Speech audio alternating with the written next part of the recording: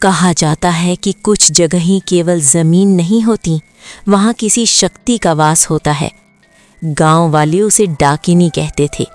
उनका मानना था कि अगर उसका स्थान छीना गया तो वो बदला जरूर लेती है। शहर में रहने वाला राठौड़ परिवार वर्षों बाद अपने गांव लौटा। पुरानी हवेली, सन्नाटा और एक अजीब बेचैनी, मानो हवेली उन्हें देख रही हो। दरवाजा खोलते ही एक काली बिल्ली रास्ता काट गई। हवेली की हालत देखकर परिवार ने मरम्मत का फैसला किया। पास ही एक पुराना पीपल का पेड़ था। गांव के ठेकेदार ने हाथ जोड़कर मना किया। वो पेड़ डाकिनी का स्थान था, लेकिन मनोहर ने बात को अंधविश्वास कहकर टाल दिया। दूसरे गांव से मजदूर बुलाकर पेड़ कटवा दिया गया। पेड़ गिरते ही अजीब सन्नाटा छा गया, जैसे गांव की हवा भी थम गई हो। उसी रात गांव की बिजली चली गई। गर्मी और अंधेरे से परेशान होकर परिवार छत पर सो गया। रात के सन्नाटे में जतिन की नींद पायल जैसी आवाज से टूटी। उसने देखा छत के कोने पर एक औरत परछाई बनकर घूम रही थी। पल भर में वो पास आ गई। जतिन चाहकर भी आवाज नहीं निकाल पाया। सुबह होते ही चीखों से हवेली गूंज उठी। जतिन की हालत देख सभी सन्न रह गए। गांव वाले इकट्ठा हुए और बोले, ये उसी पेड़ का परिणाम है। डाकिनी का प्रकोप शुरू हो चुका था। डर के मारे राठौड़ परिवार उसी दिन शहर लौट गया, लेकिन किसी को अंदाजा नहीं था कि वो शक्ति उनके साथ लौट चुकी है। शहर पहुंचकर भी मनोहर को चैन नहीं मिला।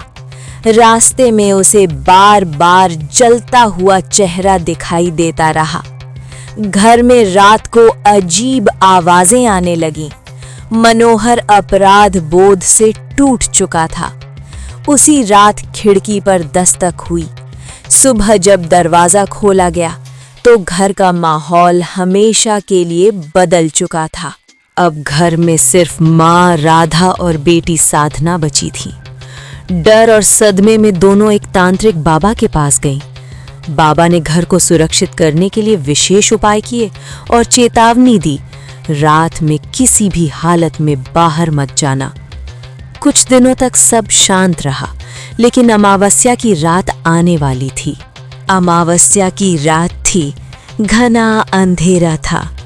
राधा ने साधना की आवाज सुनी जो बालकनी से आती लग रही थी। घबराकर वो बाहर चली गई, लेकिन वहां कुछ भी नहीं था। तभी उसे एहसास हुआ ये एक छल था। वो पलटकर भागी, मगर बहुत देर हो चुकी थी। साधना की नींद माँ की चीख से टूटी। उसने देखा उसकी माँ नीचे पड़ी थी। डर और घबराहट में वो भी बाहर दौड़ी। पीछे से किसी की आहट आई। एक ठंडी हंसी गूंजी और सब कुछ शांत हो गया। घर जो कभी परिवार से भरा था, अब सिर्फ सन्नाटे का घर बन चुका था। गांव वालों ने सुना कि राठौड़ परिवार अब नहीं रहा। हवेली बंद कर दी गई। लोग कहते हैं जिस रात पीपल का पेड़ कटा था, उसी रात डाकिनी ने अपना बदला तय कर लिया था। अब उस रास्ते से कोई नहीं गुजरता, खासकर अमावस्या की रात। डर आज भी हवा में तैरता है। कहते हैं हर कहानी सिर्फ डराने के लिए नहीं होती, कुछ चेतावनी भी होती हैं।